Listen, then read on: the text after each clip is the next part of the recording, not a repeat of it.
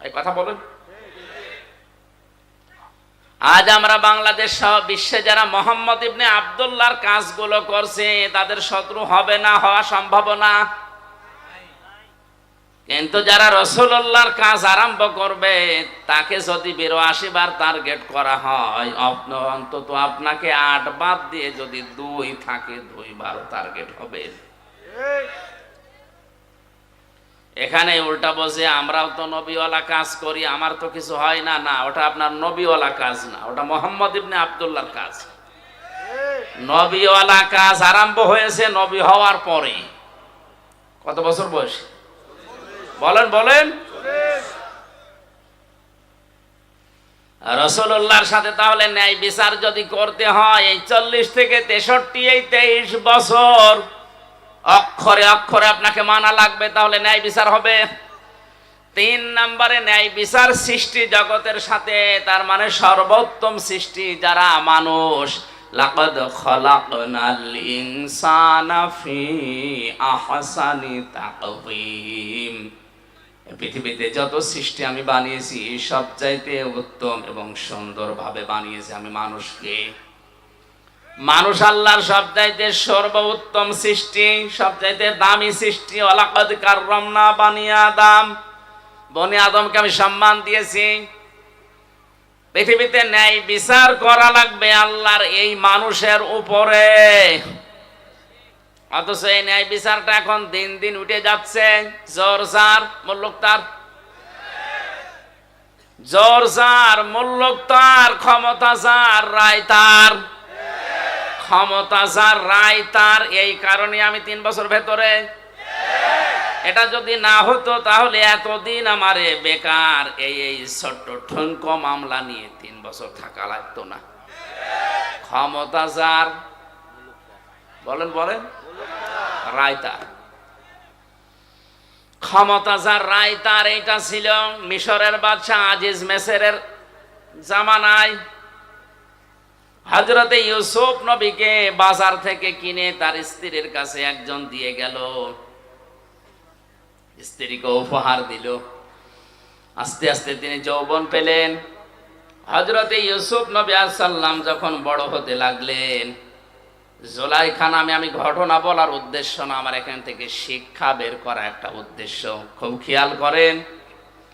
আল্লাহ রাব্বুল আলামিন বলেন, আকালাল্লাযী ইশতারাহু মিন মিসর লিমারআতিহি আকরিমি মাসওয়াহু আসা আইয়ানফা'না আও নাত্তাখিযাহু ওয়ালাদা। সার কথা হচ্ছে, এই মহিলা তার স্বামীকে বলেছে এই ছোট্ট সন্তানটাকে হয় আমরা নিজের সন্তান হিসাবে গ্রহণ করি, অথবা এই সন্তান আমাদের অনেক উপকারে লাগবে। আল্লাহ পাক বলেন, এভাবে করে আমি ইউসুফকে প্রতিষ্ঠিত করলাম তার বাড়িতে। অথচ তার ভাইরা যখন তাকে বিক্রি করে দিচ্ছিল, সে সময় প্রায় ৩টা কথা তার নামে তহমত লাগিয়েছিল। ১ নম্বরে বলেছে, আমাদের এটা গোলাম, বাড়ি থেকে চুরি করে পালিয়ে যায়, এই জন্য আমরা বিক্রি করে দিচ্ছি। ২ নম্বরে বলেছিল, এই গোলামের চরিত্র ভালো না। ৩ নম্বরে বলেছিল, এই গোলাম আমাদের অনেক কিছু চুরি করে পালাচ্ছিল। ইউসুফ নবীর চরিত্রের বিরুদ্ধে যে ৩টা কথা তার ভাইরা বলেছিল, একটাও সত্য। অথচ হযরতে ইউসুফ ওই সময় ছোট মানুষ, ১২ বছর বয়স, কিচ্ছু বলেন নাই, খালি শুনছিলেন আমার ভাইরা বলছে কি। আজও পৃথিবীতে অনেক জায়গায় এমন আছে আমাদের বিরুদ্ধে যে কথাগুলো বলা হয়, শুধু শোনা ছাড়া প্রতিবাদ করার কোনো জায়গাও আমাদের নেই। বাস্তবের দিকে তাকান, ধরে নিয়ে যাচ্ছে পুলিশ, মামলার আয়ু পুলিশ, ম্যাজিস্ট্রেট ওদের, বিচারক ওদের, জজ ওদের। মামলায় যা যা লিখেছে সব ওরা নিজেরাই লিখেছে। আপনাকে বলবে এখানে সই করে দেন, আপনি যদি সই নাও করেন এমন কায়দায় সই করে নেবে মনে হচ্ছে যে আপনারই সই। সব কিছু ওদের আপনি নীরব দর্শকের ভূমিকা পালন করে শুধু দাঁড়িয়ে থাকবেন আর দেখবেন ইউসুফ নবীর মতো আল্লাহ আমি এখন করব কি, কিচ্ছু করার নেই আমার। যদি আমি একটু উসবিস করি তাহলে এই যে ক্রেতা এ চলে যাওয়ার পরে আমার ভাইরা 12-11 জন আমারে ছাড়বে না, মেরে ফেলবে। আর যদি আমি কিছু না বলি, কিচ্ছু না বলে যদি চুপ করে থাকি, অন্তত এখান থেকে এই ক্রেতা আমাকে নিয়ে যে দেশেই যাবে জীবন বাঁচানো অন্তত যাবে। আমি যদিও বিক্রি হয়ে যাচ্ছি, আজ বিশেষ করে বাংলাদেশ সহ বিশ্বের বহু জায়গায় আলেম এবং মুসলমানেরা ঠিক নবী ইউসুফের মতো অসহায় অবস্থায় আছে।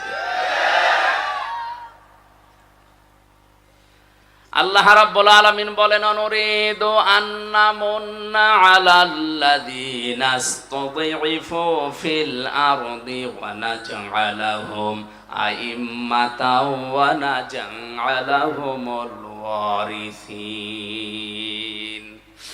সূরা কাসাসের 5 নম্বর আয়াতে আছে, ফেরাউন চেয়েছিল এই পৃথিবীর ময়দান থেকে একটা মাত্র দলকে ধ্বংস করে বিদায় করে দিতে পারলে আমার সবকিছু টিকে থাকবে। ওই দেশে বিভিন্ন দল বিদলে মানুষদেরকে বিভক্ত করে দিত। আজও আমাদের এক জায়গায় অনেকেই হতে দিতে চাচ্ছে না। ছোটখাটো বিষয় নিয়ে দল বিদলে বিভক্ত করে আমাদেরকে ফেরাউনের মতো আলাদা আলাদা করে শক্তি হারিয়ে ফেলছে।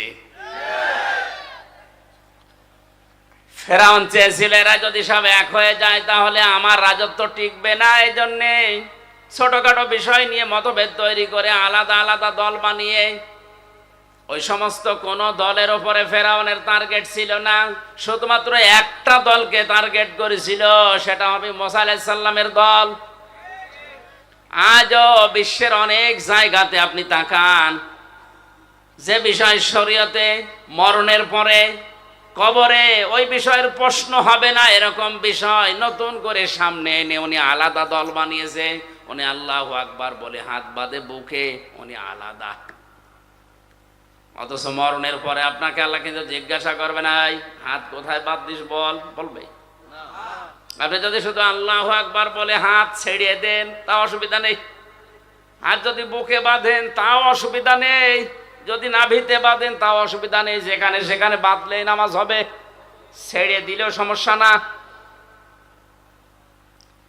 ইমাম আহমদ ইবনে হাম্বল রাহমাতুল্লাহ আলাইহি তার মাযহাব যারা মেনে চলে তারা দেখেছি সৌদি আরবে কাবা শরীফে মসজিদে নববীতে আল্লাহু আকবার বলার পরে হাত ছেড়ে দিয়ে দাঁড়িয়ে আছে। আমি প্রথমে জানতাম না, কাবা শরীফে নামাজ পড়তে গিয়ে যদি আল্লাহু আকবার বলে হাত ছেড়ে দাঁড়িয়ে আছে, আমি মনে করছি ওর মনে নেই, খালি গোতা মারছে, ওটা আমার ভাষা বলছে না। নামাজ শেষ পর্যন্ত ছেড়ে দিয়েছে, কালো আফ্রিকায় বাড়ি, আমার দিকে তাকিয়ে বলছে কি, মানে ওর ভাষা দিয়ে যে কি আপনি গোতা দেন কেন? আচ্ছা, এই নিয়ম তো অন্তত আমাদের দেশে আমি পাইনি। যত হাত আপনি বুকে বাঁধেন নাই, নাভিতে বাঁধেন, হচ্ছে ছেড়ে দিয়ে দাঁড়িয়ে আছেন, এটা তো আমি জানতাম না আগে। পরবর্তীতে আমার সাথে যারা ছিল তারা বলছিল যে এরা এই মাযহাব মেনে চলে, অসুবিধা নেই। আমার ভাইরা, আপনি মিলান এ বিষয়টা নিয়ে, কবরে আপনাকে প্রশ্ন করা হবে না, এটা আপনার সিলেবাসেও নেই। সিলেবাসে যে 5টা বিষয় আছে আমি সামনে আসবো, ওর ভেতরে এইটাও অন্তত নেই। অথচ আমিন জোরে বলবেন না আস্তে বলবেন, এই নিয়ে একদল আলাদা হয়ে মসজিদ পর্যন্ত আলাদা বানিয়েছে। এটা ইহুদি খ্রিস্টান বাদ দিলাম, অনেক নামধারী মুসলমান মুনাফিকেরা সূক্ষ্ম ষড়যন্ত্র করে এই ছোটখাটো জিনিস দিয়ে আমাদের আলাদা আলাদা করে আমাদের শক্তি হারিয়ে ফেলেছে। ওয়াতিউল্লাহ ওয়া রাসূলাহু ওয়া লা তানাসাউ ফাতাফশালু ওয়া তাযহাবা রিহুকুম ওয়াসবিরু ইন্নাল্লাহা মা'আস সাবিরিন। সূরা আনফালের 10 নম্বর পারা 2 নম্বর পৃষ্ঠার 1ম নম্বর লাইনে আছে, আল্লাহ পাক বলেন আল্লাহর ইতাআত করো, রাসূলের আনুগত্য করো, সাবধান তোমরা নিজেরা নিজেদেরকে বিচ্ছিন্ন করে ফেলো না, তোমরা পরস্পর মতবিরোধ তৈরি করো না।